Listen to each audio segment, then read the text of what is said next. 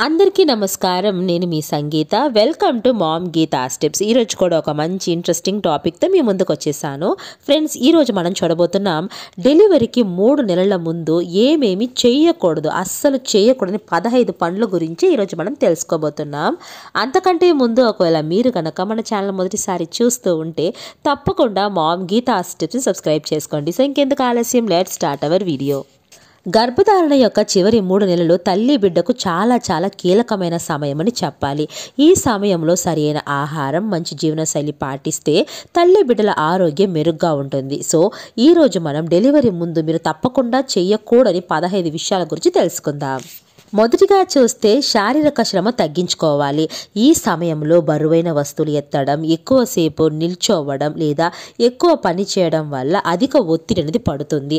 మీ శరీరంలో మెదడు నుంచి కాళ్ళ దాకా రక్త ప్రసరణ సరిగ్గా జరిగేందుకు తగినంత విశ్రాంతి తీసుకోవాలి. ముఖ్యంగా ఇంట్లో పనులు చేసేటప్పుడు సమతుల్యంగా సమయాన్ని పంచుకొని చేస్తే మంచిది.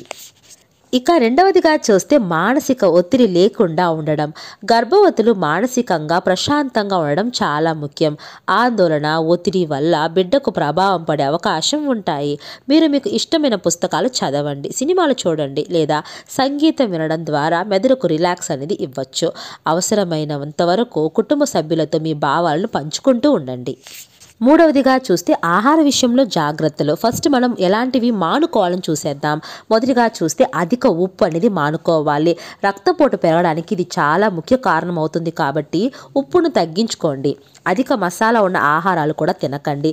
జీర్ణ సమస్యలు, గ్యాస్ సమస్యలు, ఇబ్బందులు అనేవి ఈ మాసాలలో ఎక్కువగా ఉంటాయి కాబట్టి అధిక మసాలా ఉండే ఆహారాలను తగ్గించుకోవడం మంచిది. ప్రాసెస్ చేయబడిన ఆహారం మానేయండి. ఇది రసాయనాలతో నిండిపోతుంది. శరీరానికి మరియు చిన్నారికి కూడా చాలా హానికరం.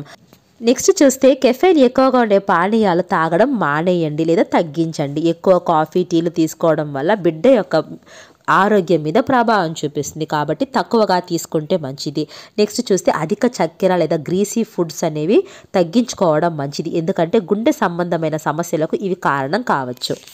ఇక తినవలసిన ఆహారం విషయానికి వస్తే పండ్లు, కూరగాయలు ఎక్కువగా తీసుకోండి. ఆహారంలో పొటాషియం, కాల్షియం, ఐరన్ ఎక్కువగా ఉండే పదార్థాలను జోడించండి.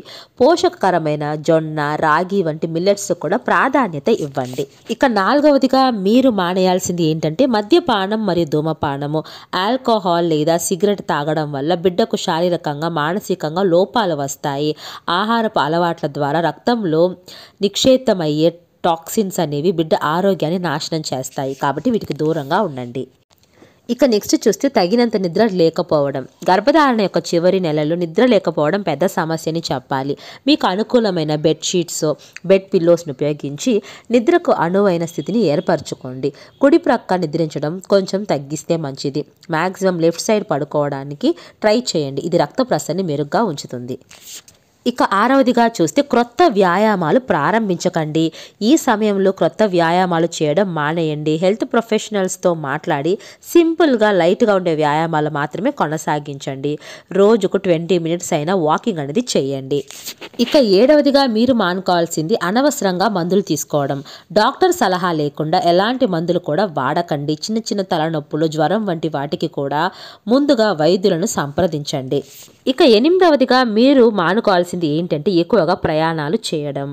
ఎక్కువ దూర ప్రయాణాలు చేయడం వల్ల ఒత్తిడి కలుగుతుంది. లాంగ్ డ్రైవ్లో ఉన్నప్పుడు మధ్యలో బ్రేకులు తీసుకుంటూ కాళ్ళు కదిలించండి. ట్రైన్ లేదా బస్సు ప్రయాణాలు చేయాల్సిన అవసరం ఉంటే ముందుగా డాక్టర్ని సంప్రదించండి. ఇక 9వదిగా మీరు మానుకోవాల్సింది వేడి వాతావరణంలో ఎక్కువసేపు ఉండడం. హీట్ లేదా సన్ బాత్లకు వెళ్ళకండి. వేడి వాతావరణంలో ఒకవేళ ఎక్కువసేపు ఉండాల్సి వస్తే ఎక్కువ నీరు తాగి డీహైడ్రేషన్ అవ్వకుండా తప్పించుకోండి. ఇక 10వదిగా మీరు ఆపాల్సింది ఏంటంటే విషపూరితమైన ఆహారాలు తీసుకోవడము. ముఖ్యంగా హాఫ్ బాయిల్డ్ ఫుడ్, పచ్చి మాంసము, పచ్చి కూరగాయలు తినడం మానేయండి. కొన్ని రోజులు బాగా కడిగి శుభ్రంగా వండిన ఆహారాన్ని మాత్రమే తీసుకోండి. బయట ఆహారాన్ని ఎంకరేజ్ చేయకండి. ఇక 11వదిగా మీరు మానుకోవాల్సింది ఏంటంటే ఎలక్ట్రానిక్ పరికరాలని ఎక్కువగా ఉపయోగించడం. ఫోన్ లేదా ల్యాప్టాప్ ముందు గంటల కొద్దీ కూర్చోకండి. స్క్రీన్ టైం ఎక్కువ ఉంటే కళ్ళకు సమస్యలు రావడంతో పాటు మానసిక ఒత్తిడి కూడా అధికమవుతుంది. ఇక 12వదిగా చూస్తే నీటి వినియోగంపై జాగ్రత్త. తాగుతున్న నీరు శుభ్రంగా ఉందో లేదో చూసుకోవాలి. కలుషిత నీరు వల్ల బిడ్డకు ఇన్ఫెక్షన్లు వచ్చే అవకాశం ఉంటుంది. ఇక 13వదిగా చూస్తే బరువు తగ్గించే డయట్ ప్లాన్స్ అనేవి చివరి 3 మాసాలలో చేయకండి. బరువు ఎంత పెరిగినా పర్వాలేదు. బరువు తగ్గించుకునే ప్లాన్ మీరు చేశారంటే బిడ్డకు అవసరమైన పోషకాలు అందకపోవచ్చు. కాబట్టి ఈ సమయంలో సమతుల్యంగా ఉండే ఆహారం మాత్రమే తీసుకోవాలి. డయట్ ప్లాన్స్ అనేవి బరువు తగ్గేలా ఉండకుండా చూసుకోండి. ఇక 14వదిగా చూస్తే జంక్ ఫుడ్ తగ్గించండి. పిజ్జా, బర్గర్లు, ఫ్రెంచ్ ఫ్రైస్ వంటి వంటకాలు పూర్తిగా మానేయడం మంచిది. హోమ్ ఫుడ్, సాంప్రదాయ వంటకాలతో మంచి పోషకాలనేవి అందుతాయి. కాబట్టి జంక్ ఫుడ్ని చాలా వరకు తగ్గించండి.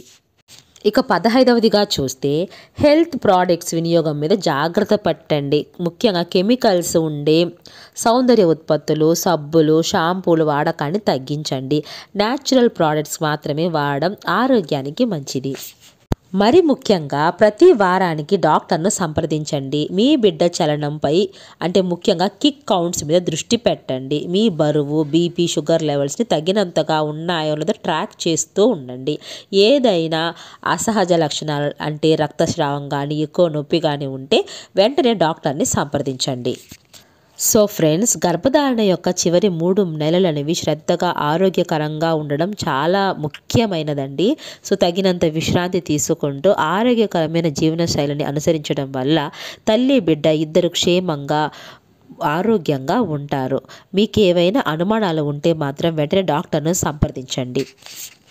ఐ హోప్ ఈ వీడియో మీకు యూస్ఫుల్గా ఉందనుకుంటున్నాను. యూజ్ అనిపిస్తే please like, share and subscribe. Thank you so much for watching.